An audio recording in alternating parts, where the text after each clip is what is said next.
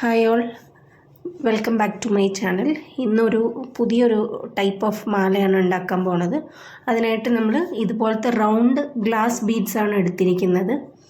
അപ്പോൾ ഈ ബീഡ്സിൻ്റെ ഷേപ്പ് അതുപോലെ ഹോൾസ് അതിൻ്റെ നടുവിലായത് കാരണം നമ്മൾ ഓരോരോ ബീഡ്സിലും നമ്മൾ ഇയറിങ്സ് ഉണ്ടാക്കുന്ന ആ കമ്പി ഉണ്ടല്ലോ, അത് വെച്ചിട്ട് നമ്മൾ ഓരോരോ ബീഡ്സിനും ഇങ്ങനെ ഹൂക്സ് ഇട്ട് കൊടുക്കുന്ന രീതിയിലാണ് ചെയ്തിരിക്കുന്നത്. നമ്മൾ ഇയറിങ്സ് ഉണ്ടാക്കുന്ന അതേപോലെ തന്നെയാണ് ഈ ബീഡ്സിൽ ചെയ്തിരിക്കുന്നത്. അപ്പോൾ ഇങ്ങനത്തെ ബീഡ്സ് കിട്ടുകയാണെങ്കിൽ നമ്മൾക്ക് ഈ രീതിയിൽ ഹാങ് ചെയ്ത് കഴിഞ്ഞാൽ നല്ല ഭംഗിയായിരിക്കും കാണാൻ. ഇതിന് രണ്ട് ടൈപ്പിൽ ഹാങ് ചെയ്യാം. ഒന്നില്ലെങ്കിൽ ഇങ്ങനെ ഹാങ് ചെയ്യാം, അല്ലെങ്കിൽ ഡയറക്റ്റായിട്ട് ആ ബീഡ്സിൽ കൂടെ തന്നെ വയറ് കോർത്തിട്ട് അങ്ങനെയും മാല ഉണ്ടാക്കാം. അത് നമ്മുടെ താല്പര്യത്തിനനുസരിച്ചിട്ട് എങ്ങനെ വേണമെങ്കിലും ചെയ്യാം. ഞാനിപ്പോൾ ഇങ്ങനെയാണ് ചെയ്യാൻ പോകുന്നത്. അപ്പോൾ റൗണ്ട് ബീഡ്സും പിന്നെ അതുപോലെ ഇത് ചെറിയ ഗോൾഡൻ ബീഡ്സും എടുത്തിട്ടുണ്ട്. വളരെ ചെറിയ ഗോൾഡൻ ബീഡ്സാണ്, മൈക്രോ പ്ലേറ്റഡ് ഗോൾഡൻ ബീഡ്സാണ്. അതുകൊണ്ട് പെട്ടെന്ന് കളറൊന്നും ഫെയ്ഡ് ആവാത്ത രീതിയിലുള്ള ക്വാളിറ്റി കൂടിയ ബീഡ്സാണ് എടുത്തിരിക്കുന്നത്.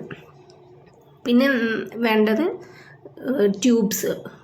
ഞാൻ എടുത്തിരിക്കുന്നത് കുറച്ച് ബെൻഡായിട്ടുള്ള ട്യൂബ്സാണ്.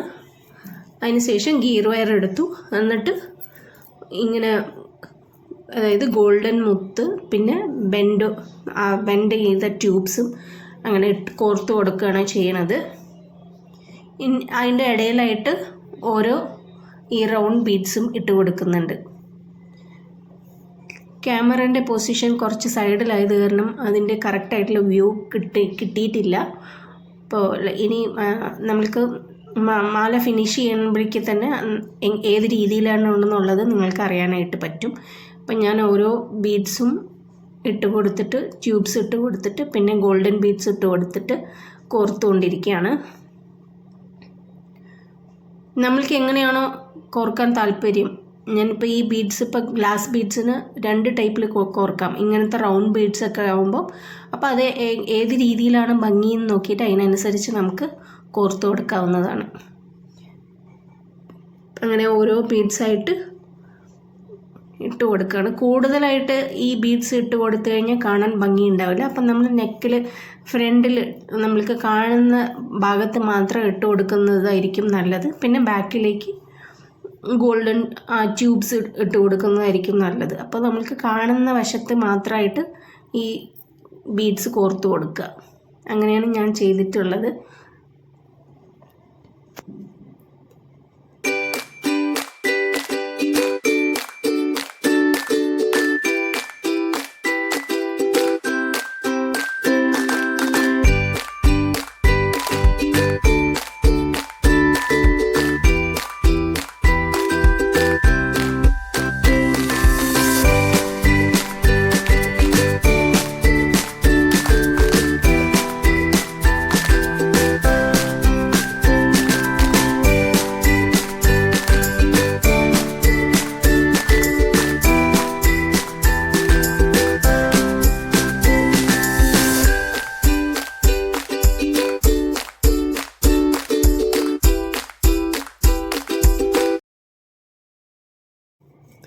ഇപ്പം ഏകദേശം മാല നമ്മൾ കോർത്ത് കഴിഞ്ഞിട്ടുണ്ട്. അപ്പോൾ ഇങ്ങനെയാണ് ഫൈനൽ ലുക്ക് വരിക.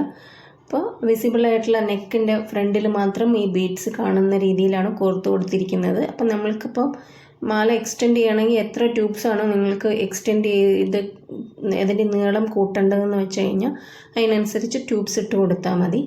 അപ്പോൾ ഇനിയിപ്പം ഗിയർ വയറിൽ ഗിയർ ലോക്ക് ഇട്ടിട്ട് ഹൂക്സിൽ കോർത്ത് കൊടുക്കുകയാണ് ചെയ്യണത്. അപ്പോൾ ഇങ്ങനത്തെ ഒരു അഡ്ജസ്റ്റബിൾ ഹൂക്സാണ് ഞാൻ എടുത്തിട്ടുള്ളത്. അപ്പോൾ ഏതാണോ നമ്മൾക്ക് താല്പര്യം അതിനനുസരിച്ച് ഹൂക്സ് ഇട്ട് കൊടുക്കാം. ഒന്നില്ലെങ്കിൽ ഹൂക്സ് ഇട്ട് കൊടുക്കാം, അല്ലെങ്കിൽ ജംപ് റിങ് വെച്ച് ലോക്ക് ചെയ്തിട്ട് അതിൽ നമ്മൾക്ക് അഡ്ജസ്റ്റബിൾ ത്രെഡ് കിട്ടുമല്ലോ, ആ ത്രെഡ് വേണമെങ്കിൽ ഇട്ട് കൊടുക്കാം. ഗോൾഡൻ കളറിലൊക്കെ ത്രെഡ് അവൈലബിൾ ആണ്. അപ്പോൾ അതിട്ട് കൊടുത്താലും മതി. എങ്ങനെ വേണമെങ്കിലും നമ്മൾക്കത് ചെയ്യാവുന്നതാണ്. അപ്പോൾ ഈ ഒരു മാല എല്ലാവർക്കും ഇഷ്ടപ്പെട്ടെങ്കിൽ തീർച്ചയായിട്ടും ലൈക്ക് ചെയ്യാനും ഷെയർ ചെയ്യാനും സപ്പോർട്ട് ചെയ്യാനും മറക്കരുത്. ഇപ്പോൾ ഡിഫറെൻ്റ് ആയിട്ടുള്ള ജ്വല്ലറി മേക്കിംഗ് വീഡിയോ കൂടുതൽ കാണാനായിട്ട് പറ്റും.